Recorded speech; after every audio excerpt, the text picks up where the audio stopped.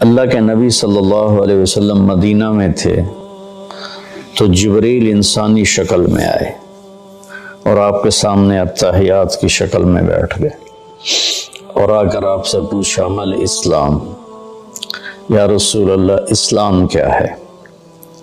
عمر رضی اللہ تعالیٰ عنہ فرماتے ہیں کہ ایک نوجوان تھا، وہ آ کے مجلس میں بیٹھا تو شدید بیاض الثياب و شدید سواد الشعر لا يرى علیہ اثر السفر ولا يعرفه منا احد۔ ایک نوجوان آیا سفید کپڑے، اس سے اندازہ ہوا کہ مسافر نہیں ہے، روز زمانے کا سفر تو کپڑے سارے ہی خراب کر دیتا تھا، اور اگر وہ مسافر نہیں تو لا يعرفه منا احد، ہم میں سے کوئی اس کو پہچانتا بھی نہیں۔ اور آ کر وہ آپ کے سامنے التحیات کی شکل میں بیٹھا اور اپنے ہاتھ یہاں رکھ لیے، اور اگر آپ سے کہتا مل اسلام، یا رسول اللہ اسلام کیا ہے، تو آپ نے فرمایا شہادت لا الہ الا اللہ محمد رسول اللہ و اقام الصلاۃ و ایتاء الزکاۃ و صوم رمضان و حج البیت من استطاع الیہ سبیلا۔ کا اسلام یہ ہے کہ کلمہ شہادت کی گواہی دینا، لا الہ الا اللہ محمد رسول اللہ، میں گواہی دیتا ہوں اللہ کے سوا کوئی عبادت کے قابل نہیں، اور محمد صلی اللہ علیہ وسلم اللہ کے رسول ہے، اور 5 وقت نماز پڑھنا اور زکوٰۃ ادا کرنا جو مالدار لوگ ہیں، اور رمضان شریف کے روزے رکھنا، اور جس کے پاس ہمت ہو پیسہ ہو تو وہ اس پر حج بھی فرض ہے۔ یہ 5 باتیں آپ نے بتائیں تو وہ کہنے لگا صدقتا، سچ کہا آپ نے۔ تو عمر رضی اللہ عنہ فرماتے ہیں کہ ہمیں بڑی حیرت ہوئی، یسألو یصدقہ، کہ سائل بن کے سوال بھی کرتا ہے اور پھر آگے یہ بھی کہتا ہے آپ نے ٹھیک کہا۔ پھر اس نے پوچھا مل ایمان، یا رسول اللہ ایمان کیا ہے؟ تو آپ نے فرمایا ان تؤمن باللہ و ملائکتہ و کتبہ و رسلہ و بالبعث بعد الموت۔ ایمان یہ ہے کہ تو اللہ پر ایمان لائے، اس کے فرشتوں پر، اس کی کتابوں پر، اس کے رسولوں پر، اور موت کے بعد اٹھائے جانے پر، کہ موت کے بعد ایک زندگی ہے جس میں فیصلہ ہوگا اچھے اور برے کا۔ کہنا صدقتا، آپ سچ کہتے ہیں یا رسول اللہ۔ حدیث تو آگے بھی چلتی ہے، تو خیر وہ بھی بتا دیتا ہوں، بڑی اہم ہے۔ متی تقوم الساعہ، یا رسول اللہ قیامت کب آئے گی؟ تو آپ نے فرمایا مل مسئول عنہا بعلم من السائل، میرے دوست یہ دنیا میں کسی کو نہیں پتا سوائے اللہ کے کہ قیامت کب آئے گی۔ تو کہنے لگا اخبرنی عن اماراتها، عن اماراتها، عن اماراتها، مجھے اس کی نشانیاں بتائیں۔ تو آپ نے ارشاد فرمایا کہ ان تری الحفاة الرعاة العالة رعاء الشاء يتطاولون في البنيان وان تلد الامة ربتها۔ تو آپ نے 2 نشانیاں بتائیں۔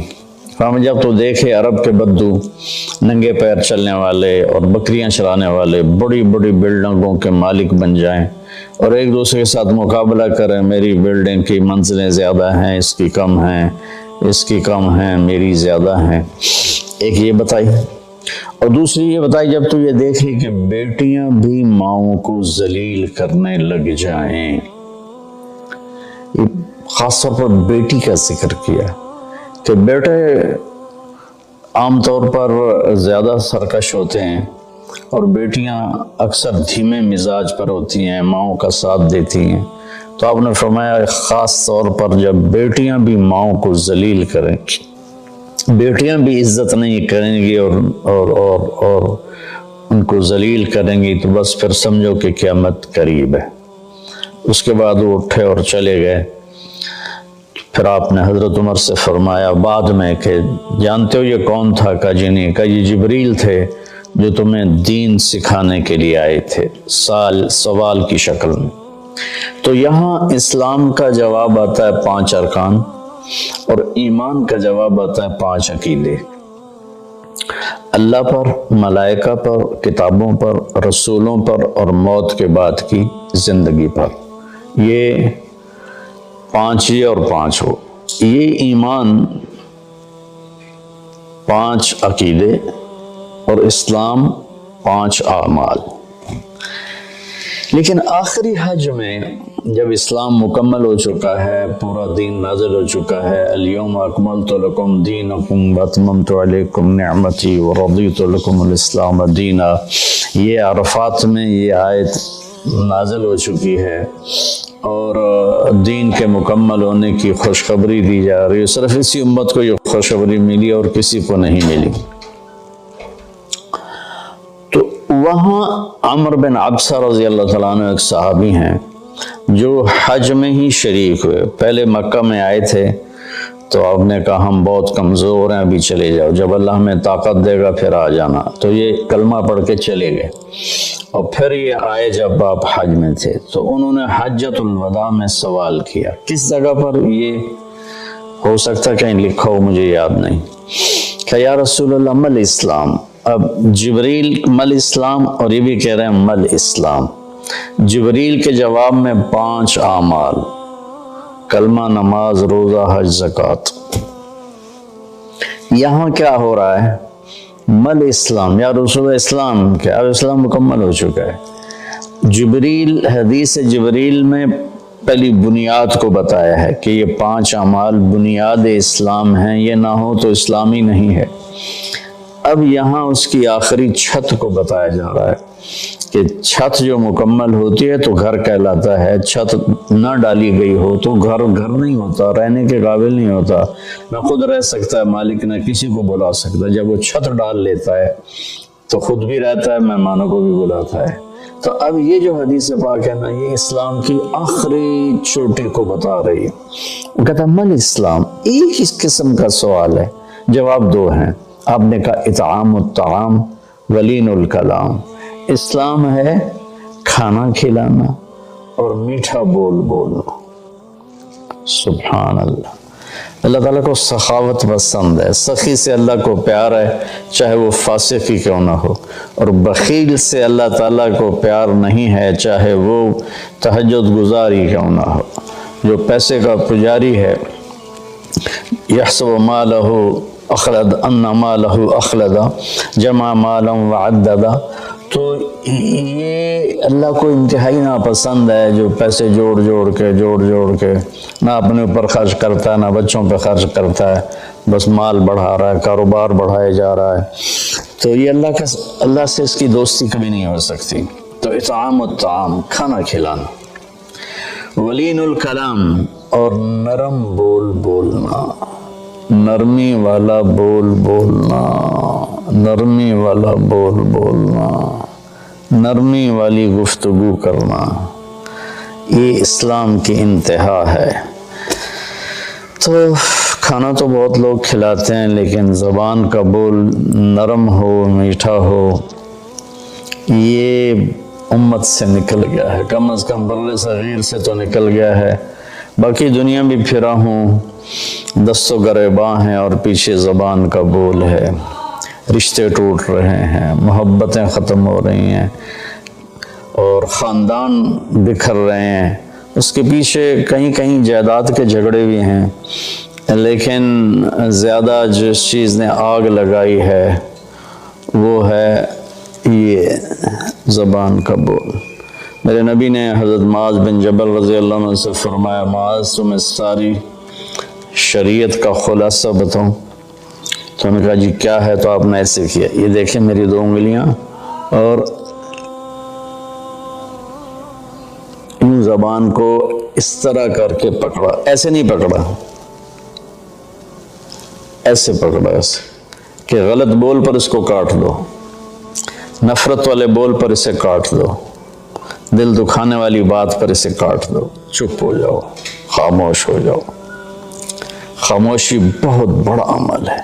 ہم بچوں کو بولنا سکھاتے ہیں، بڑوں کو چپ رہنا سیکھنا چاہیے۔ لقمان علیہ السلام کا فرمان ہے، بیٹا میں چپ رہنے پہ کبھی نہیں پچھتایا، میں جب بھی پچھتایا اپنے بول پہ پچھتایا۔ تو بھائیو اللہ تعالیٰ ہی کرے گا میری آواز کتنے لوگ سن لیں گے، 1 لاکھ 2 لاکھ، تو 22 کروڑ عوام کا مسئلہ ہے۔ اچھا کبھی کبھی تو مایوسی میں ڈوب جاتے ہیں کہ پتہ نہیں ہدایت کو پھیلتا دیکھنا نصیب میں ہے یا نہیں ہے، پوری شیطانی طاقتیں متحرک ہیں۔ تو پھر وہ پوچھتا ہے مل ایمان، ایمان کیا ہے؟ اب جبریل نے بھی پوچھا تھا مل ایمان، تو اپنے 5 عقیدے بتائے، اللہ پر، کتابوں پر، ملائکہ پر، رسولوں پر، آخرت پر۔ اب یہاں آپ نے عقائد نہیں بتائے، وہ ابتدائی بات تھی، یہ انتہائی بات ہے۔ انہوں نے کہا مل ایمان، یا رسول اللہ ایمان کیا ہے؟ تو آپ نے فرمایا الصبر والسماحہ، ایمان ہے صبر کرنا اور معاف کرنا۔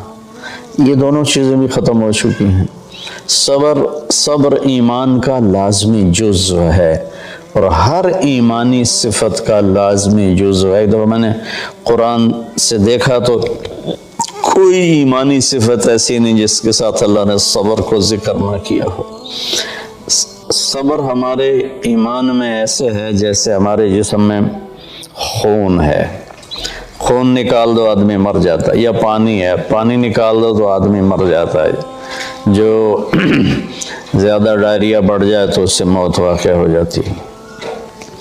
تو جس ایمانی صفت سے صبر نکل جاتا ہے وہ صفت ڈیڈ ہو جاتی ہے۔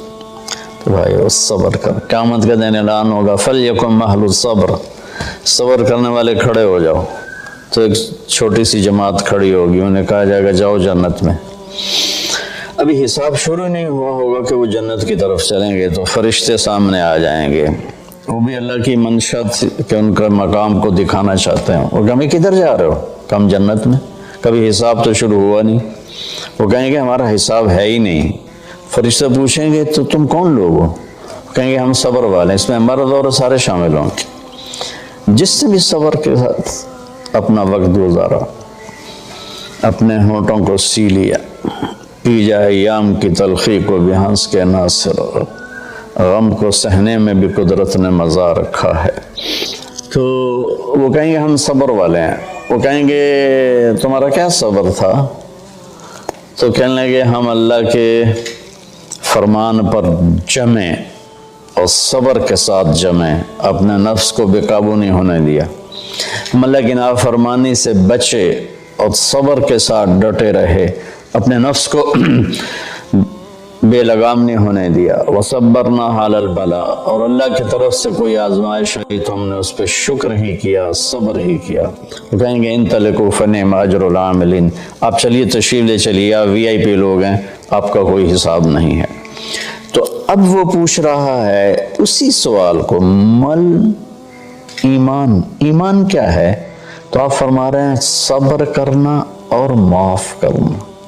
معاف کرنا بھی ہمارے معاشرے میں کوئی نہیں، ہمارے ماحول میں کوئی نہیں، دشمنیاں چلی آ رہی ہیں، خاندان مٹ گئے، دونوں طرف فریقین قتل ہو، نسلیں مٹ گئیں، لیکن جھکنے کے لیے کوئی بھی تیار نہ ہوا۔ میرے نبی نے مکہ میں فاتحانہ داخلہ کیا، 10,000 کے لشکر کے ساتھ مکہ میں داخل ہوئے۔ آج موقع تھا کہ سب کے لیے پھانسیاں تیار ہوتی، ایک ایک کر کے سب کو پھانسیوں پہ لٹکایا جاتا، اور آپ نے بیت اللہ کے دروازے کی چوکھٹ کو پکڑ کے یوں کھڑے ہو کر فرما انا صانع بکم، آج تم میرے تابع ہو، میں تمہارے ساتھ کیا سلوک کروں گا۔ تو سہیل بن عامر رضی اللہ تعالیٰ عنہ ابھی ایمان نہیں لائے تھے، اس موقع پہ ایمان لائے، کہنے لگے کریم ابن کریم، آپ بڑے کریم ہستی ہیں، کریم کی اولاد ہیں، یعنی آپ بڑے عالی اخلاق والے ہیں، عالی اخلاق والے کی اولاد ہیں، ہمیں خیر کی ہی توقع ہے۔ تو آپ نے فرمایا انتم الطلقاء اذهبوا انتم الطلقاء لا تثریب علیکم اليوم، میں وہ کہتا ہوں جو میرے بھائی یوسف نے اپنے بھائیوں سے کہا تھا، یوسف علیہ السلام نے، کہ جاؤ تم آزاد ہو، تم پر کسی قسم کا کوئی ایلیگیشن نہیں ہے۔ سبحان اللہ۔ 21 سال جنہوں نے آخر حد تک آپ کے دکھ پہنچانے کے سارے جتن کر لیے، وہ ان کو کہہ رہے ہیں لا تثریب علیکم اليوم، تمہارے ذمے تو کوئی جرم ہی نہیں بنتا، تمہیں سزا کیا دوں، جاؤ تمہیں معاف کی۔ عثمان بن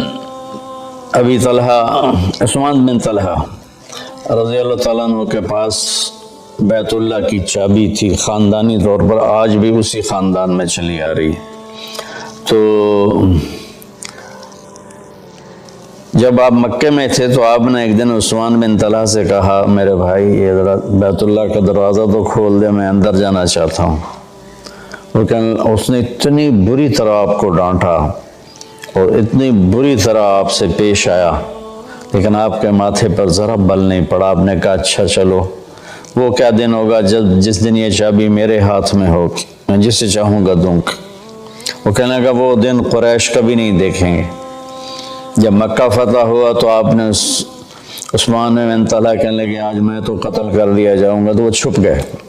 تو آپ نے حضرت علی رضی اللہ تعالیٰ عنہ علیہ السلام کو فرمایا کہ جاؤ اور عثمان کو پکڑ کے لاؤ۔ تو ان کو ڈھونڈتے کہ مکہ چھوٹا سا تھا، ایک جگہ چھپے ہوئے تھے، وہاں سے ان کو پکڑا، ان کے ہاتھ مروڑ کے چابی ان سے چھینی اور چابی اور ان لے کر حاضر ہو گئے اور چابی آپ کو پیش کی۔ تو حضرت عباس رضی اللہ عنہ چچا پاس کھڑے تھے، کہنے لگے یا رسول اللہ اب چابی ہمارے خاندان میں کر لیں، ہم حاجیوں کو پانی پلانے کا کام بھی کرتے ہیں، بنو ہاشم کا خاندانی یہ ان کی ذمہ داری تھی حاجیوں کو پانی پلانا، زمزم سے پانی کھینچ کر۔ تو انہوں نے عرض کی یا رسول اللہ یہ بھی ہمیں دے دیں، چابی بھی ہمیں دے دیں تاکہ یہ دو قسم کی نعمتیں ہمیں حاصل ہو جائیں، بیت اللہ کی برکتیں۔